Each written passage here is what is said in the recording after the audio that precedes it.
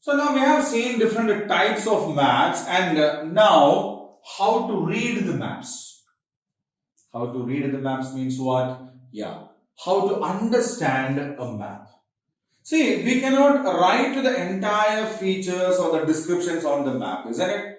It's a diagrammatic representation. So the place with the different features are drawn on a sheet of paper. So if you have to tell this is a particular thing, then we need to use something over there. We cannot write each and every details over there. Okay. So we use signs, symbols, colors, etc.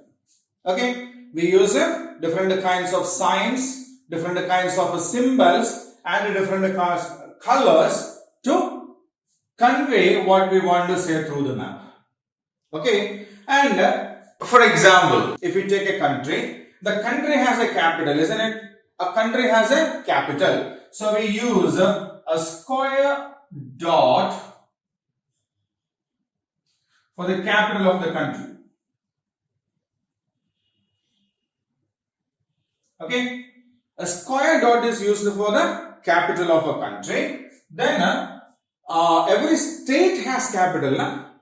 Every state has its capital. To mention the capital of states, we use a circle, a dark circle.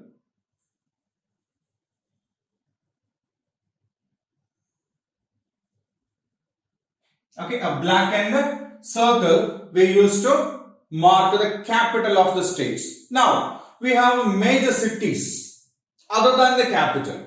So as to mark the major cities other than the capital, we use a circle which is not dark inside. Which is not at all dark inside. Okay. So these are different kinds of signs that we use. Right? And if we want to say for example different types of industries that are there in India. So for example, iron and steel industries are triangle. Iron and steel industries are triangle. Automobile industries a star. Okay. And for some other industry, for example, sugar industries, we use a square, a box. Then for cotton industries, we use a circle. For woolen industries, we use a circle that is darkened inside. Okay. We use these kinds of different signs, and here they say at the bottom part of the map there will be a box, right? In which they say this is a iron and steel. This is a automobile. This is a sugar industry. This is a cotton industry. This is some other industry. So in the map, wherever we see a circle, now we need to understand, okay, this place we have a cotton industry. At some other place there is a triangle, then we need to understand, okay, this is a place where we have a iron and steel industry, right? So we use different kinds of signs to express the content part, means they are conveying it. Okay, so as we use these kinds of signs, symbols and colors for expressing what they want to say, we call these things the language of the map.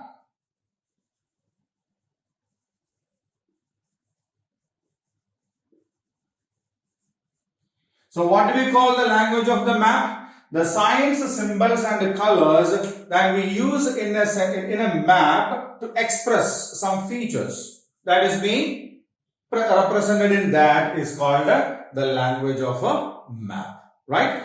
So we use these signs, symbols and colors to read and understand the content that is there in the map.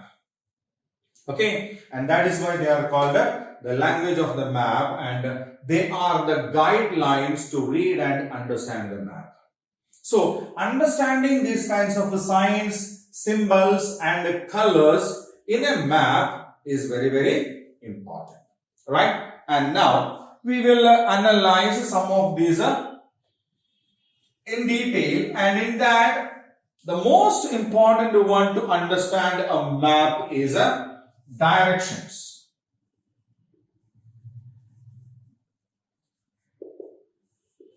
Okay, it's very important for us to understand a map, right? See, every map is made with the cardinal directions. Which are the cardinal directions? Yeah, we have 4 cardinal directions. They are north, east,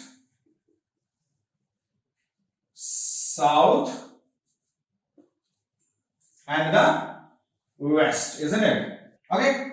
So every map is made based on these 4 directions. It's north, east, south, and west. Okay. On map, if we check any map, you can see a symbol like this with an arrow here saying N.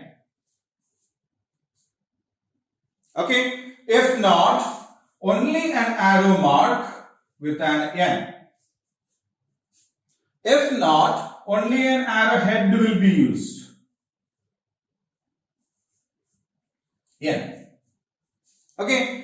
Every map is usually made with this marking. Either a cross with an arrow on the top mentioning N, or simply an upward arrow mentioning N, or simply an arrowhead mentioning N. What does this N mean? Yes, N means nothing else but north. Means what? If you have a map in your hand, and if they say this is N, now we need to understand this part of this is the northern side. That is to the north. Okay. And if we understand the north, then it is easy for us to understand the remaining 3 directions. Okay. If we get in which way the northern direction is, it's quite easy for us to understand the remaining 4 directions, isn't it? If this is the north, the direction to its right is the east. Okay, and if I say stand like this, then this is my right. That is not the way. We need to face the arrow mark. We need to face the arrow mark, and then we need to check which is on our right. So if I face the arrow mark, this is my right, isn't it? This is my right, and this is the east. Right? So when we face the north, this is north. To the right is our east. The bottom opposite to that of north is south. And when we face the north, the left hand side is the west. Isn't it? So if we know the north, then it is easy for us to understand the remaining 3 sides of it. Right? So this line that we see in the map is called the north line. So what do you mean by the north line? The line that shows the northern direction of a map is called the north line. Okay, a line or an arrow mark that shows the northern side of a map, the northern direction of a map is called the north line. Okay, so if we know the north line, then it is possible for us to understand which way the northern direction is. And if we understand the northern direction, then it is easy for us to understand the remaining 3 directions are. Isn't it? Yes. Now, the second is subdirections.